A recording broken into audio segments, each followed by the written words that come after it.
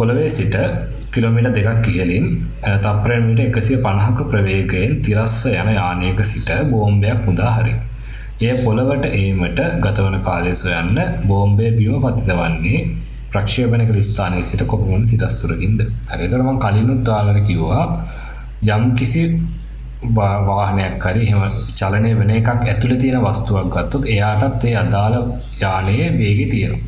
ඒ අදාළ චලනය වෙන වස්තුවේ වේගය තියෙනවා. එතකොට දැන් මේ බෝම්බය අතරින්නේ කිලෝමීටර් 2ක් ඉහළින් තප්පරයකට මීටර් 150 කියන යානයක් නේ. ඒතකොට බෝම්බය අතරියට පස්සේ බෝම්බේට තිරස්ස තියෙනවා 150ක ප්‍රවේගයක්. 150 ms ඍණ එකක ප්‍රවේගයක් තියෙනවා. එතන මේ බෝම්බය අතරින්නේ පොළොව මට්ටමේ ඉඳලා කිලෝමීටර් 2ක් උඩින්. කිලෝමීටර් 2ක් උඩින් තියෙන තැනක තමයි මේක අතරින්නේ. කිලෝමීටර් 2කින් 2000 මීටර. හරි. ඉතින් බෝම්බය උතනින් අතහැරිය කියලා බෝම්බය එහෙම පල්ලෙහාට වැටෙන්නේ නැහැ. බෝම්බය ඔය විදිහට ඉස්සරහට ගිහිල්ලා ඔන්න ඔය වගේ තිරස් ප්‍රක්ෂිප්තයක ආකාරයට ගිහිල්ලා තමයි මෙන්න මේ විදිහට පොළොව මට්ටමට එන්නේ. හරි. එතකොට අපෙන් අහන්නේ ඇත්තටම බිමට එන්න ගත වන කාලය අපි ඒක t කියලා ගමු දැනට. ඊට පස්සේ පතිත වන්නේ ප්‍රක්ෂේපණය කර විස්තරයෙන් කොච්චර තිරස් දුරකින්ද? ඒ කියන්නේ ප්‍රක්ෂේපණය කරේ මේ මට්ටමින්. එතන ඉඳලා කොච්චර තිරස් දුරකින්ද කියලා තමයි අහන්නේ. ඔන්න ඕක තමයි අහන්නේ. r එකයි t එක. කොහොමද වෙන්නේ? ඒතර මම ඉස්සල්ලා මම කිව්වා සිරස් චලිතේ වෙනම සමීකරණ දානවා. තිරස් චලිතේ වෙනම චලිත සමීකරණ දානවා. ඉස්සලාම සලකනවා සිරස් චලිතය සලකනවා. සිරස් චලිතය සලකද්දී A සිට B දක්වා කියලා A සිට B. එතකොට A සිට B දක්වා සිරස් චලිතය තමයි මම සලකන්නේ. දත්ත ලියා ගන්න. ආරම්භක ප්‍රවේගය බිඳුවයි. පල්ලෙහාට නෑ ප්‍රවේගය. සිරස් ප්‍රවේගයක් නැත.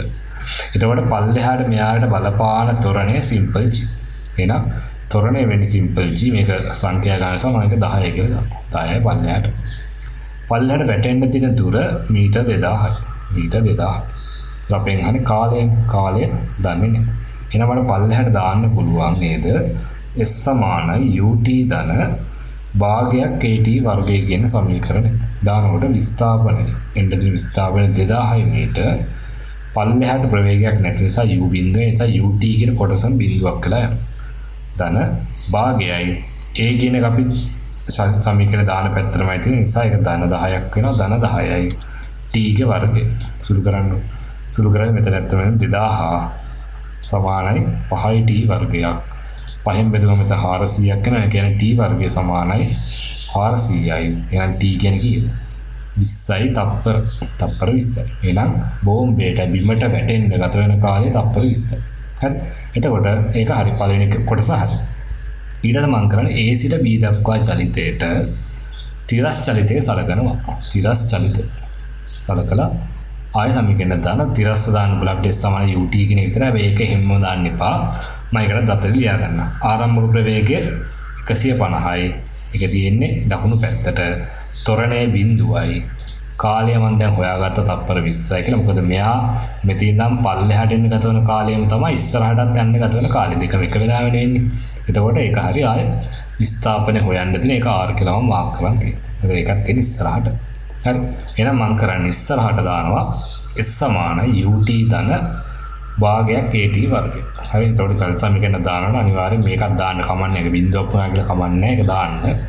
එතකොට ඉස්සරහට තියෙන දුර තිරස් දුර r සමානයි ආරම්භ ප්‍රවේගය 150යි වැඩි කිරීම කාලය තප්පර 20යි. ඒක උත්තරයක් වෙනවා කියලා.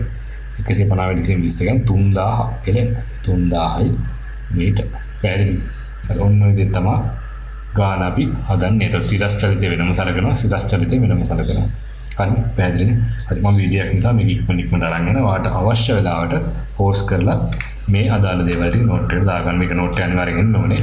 ඔයාලට පුළුවන් නම් ගාන ලියන්න ඊට පස්සේ මේක නෝට් එකේ දාගන්න. උසස් පෙළ භෞතික විද්‍යාව සරසවියට පාරකින භෞතික විද්‍යා පන්තිය. තරිඳු විජේරත්න විමසීම් 076යි 63යි 97යි 0.09